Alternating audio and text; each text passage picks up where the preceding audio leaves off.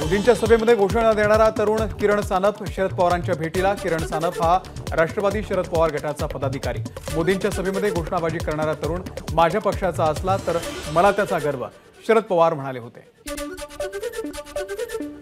मुंबईमध्ये मतदान केंद्रामध्ये मोबाईल घेऊन जाण्यास बंदी, सुरक्षेसाठी पोलिसांचे आदेश। मुंबई शहर जिल्ह्यामध्ये 2520 मतदान केंद्राच्या 100 मीटर परिसरामध्ये मोबाईल अथवा वायरलेस यंत्रणा नेण्यास बंदी। मुंबईमध्ये शिवाजी पार्कवरती आज महायुतीची सभा। पहिल्यांदाच पंतप्रधान नरेंद्र मोदी आणि राज ठाकरे एकाच व्यासपीठावरती एकत्र येणार। भाजपकडून सभेचा टीझर जारी। पंतप्रधान मोदींची आज शिवाजी पार्कवरती सभा। सभेच्या पूर्वी पंतप्रधान नरेंद्र मोदी चैत्यभूमी, स्वातंत्र्यवीर सावरकर स्मारक आणि बाळासाहेब ठाकरे यांच्या स्मृतीस्थळांना भेट देणार। पंतप्रधान नरेंद्र मोदींची मुंबईमधल्या शिवाजी पार्कमधील सभेची जय्यत तयारी सुरू।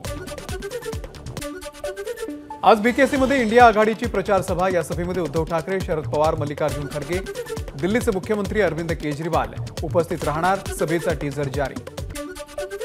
बीकेसीमध्ये इंडिया आघाडीच्या सभेची महाविकास आघाडीकडून जय्यत तयारी सुरू।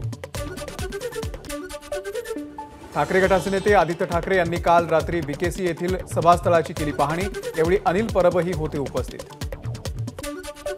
एकनाथ शिंदे बाळासाहेबांचे खरे वारस। भाजपच्या तेलंगणामधील नेत्या माधवी लता यांचं कपिल पाटील यांच्यासाठी प्रचारासाठीच्या भिवंडी येथील सभेमध्ये वक्तव्य।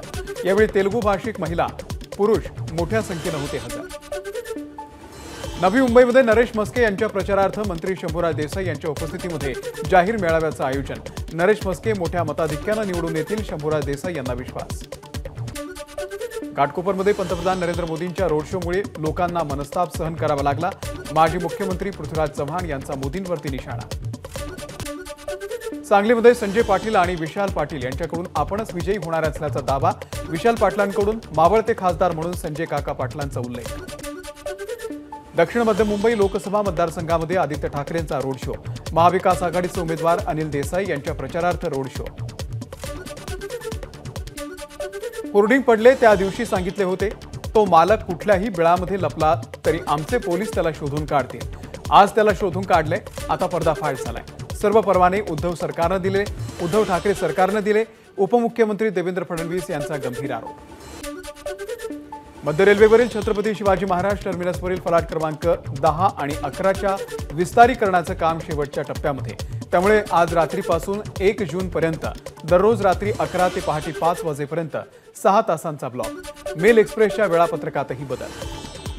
सीएसएमटीवरील फलाटाच्या कामासाठी मध्य रेल्वेची शेवटची लोकल आज रात्री 12:14 सीएसएमटी ते भायखळा या मार्गावरती अप धीमा मार्ग तसंच अप आणि डाऊन जलद मार्गावरती रात्री 11 ते पहाटे 5 पर्यंत ब्लॉकचं काम। घाटकोपर दुर्घटनेनंतर नगर महानगरपालिका प्रशासन सतर्क। येत्या 8 दिवसांमध्ये शहरातील सर्व होर्डिंगचं स्ट्रक्चरल ऑडिट कागदपत्र सादर करण्याचे दिले आदेश। मुंबईमध्ये कोणत्याही नवीन जाहिरात फलकांना तुर्तास परवानगी नाही, पालिका आयुक्त भूषण गगराणी यांचे आदेश। नवी मुंबई महानगरपालिका ॲक्शन मोडवर, रात्रभर अनधिकृत होर्डिंग्सवरती कारवाई। सोसायटीवरती उभारलेल्या होर्डिंग प्रकरणामध्ये सोसायटीचे अध्यक्ष, सचिवांवरती गुन्हे दाखल करणार। नवी मुंबईमध्ये 300 पर्यंत अनधिकृत होर्डिंग, त्यापैकी 50 मोठे लोखंडी होर्डिंग तोडले। मध्य आणि पश्चिम रेल्वेनं मुंबई महानगरपालिकेचे 572 कोटी रुपये थकवले। 22 वर्ष पाणीपट्टी आणि मालमत्ता कर भरलाच नाही। इथेनॉलवरील निर्बंध केंद्र सरकारकडून मागे। राज्यातील सुमारे 1100 कोटींचं इथेनॉल खरेदी करण्याची प्रक्रिया पेट्रोलियम कंपन्यांनी केली सुरू। मुंबईमध्ये उष्णतेसोबतच आर्द्रता वाढण्याची शक्यता। पुढच्या 24 तासात शहर आणि उपनगरांमध्ये उष्ण आणि दमट वातावरण असण्याची शक्यता। अंधेरीमध्ये 22 मे रोजी 16 तास पाणी पुरवठा बंद।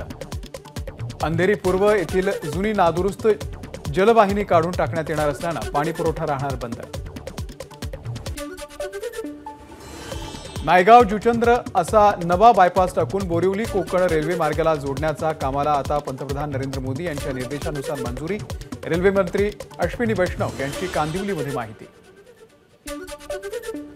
पाणी टंचाईमुळे नगर जिल्ह्यामध्ये सध्या जनावरांच्या पिण्याच्या पाण्यासोबतच चाऱ्याचा देखील प्रश्न निर्माण। सध्या नगर जिल्ह्यामध्ये 33,30,000 मेट्रिक टन हिरवा चारा तर 10,32,000 मेट्रिक टन कोरडा चारा शिल्लक। हा चारा फक्त 1.5 महिना पुरेल।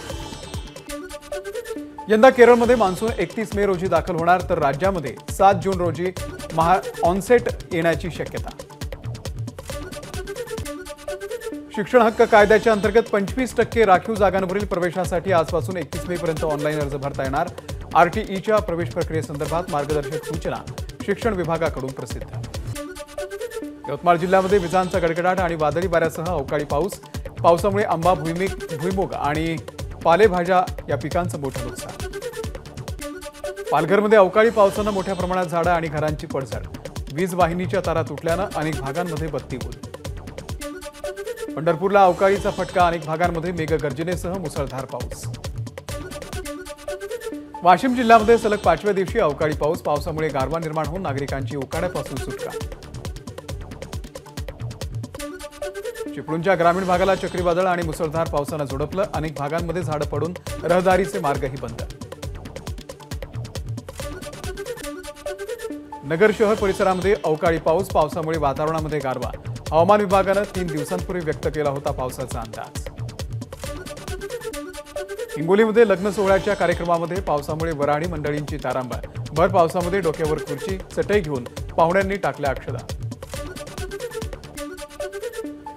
17 वर्षीय बलात्कार पीडितेच्या गर्भपाताला उच्च न्यायालयाची परवानगी। गर्भपाताच्या प्रक्रियेमध्ये बाळ जन्माला आल्यास बाळाची काळजी राज्य शासन किंवा संलग्न संस्थांनी घ्यावी, न्यायालयाचे आदेश। जालन्यामध्ये नगर परिषद मुख्याधिकाऱ्याच्या लॉकरमध्ये सापडले 25 लाख आणि 4.5 तोळे सोनं। 10 मे रोजीच लाच स्वीकारताना झाली होती अटक। न्यायालयाच्या आदेशानुसार झडती घेतली असता रक्कम आढळली।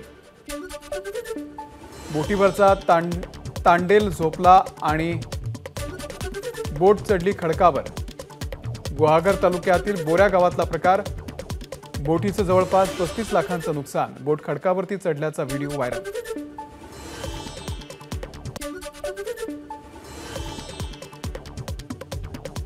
मुंबई अहमदाबाद राष्ट्रीय महामार्गावरती गुजरातहून मुंबईकडे येणाऱ्या मार्गावरती कंटेनर झाला पलटी। मेंढवणखिंड येथे अपघात। अपघातामुळे गुजरातहून मुंबईकडे येणारी वाहतूक काही काळ झाली होती ठप्प। सध्या वाहतूक सुरळीत। एबीपी माझा, उघडा डोळे बघा नीट।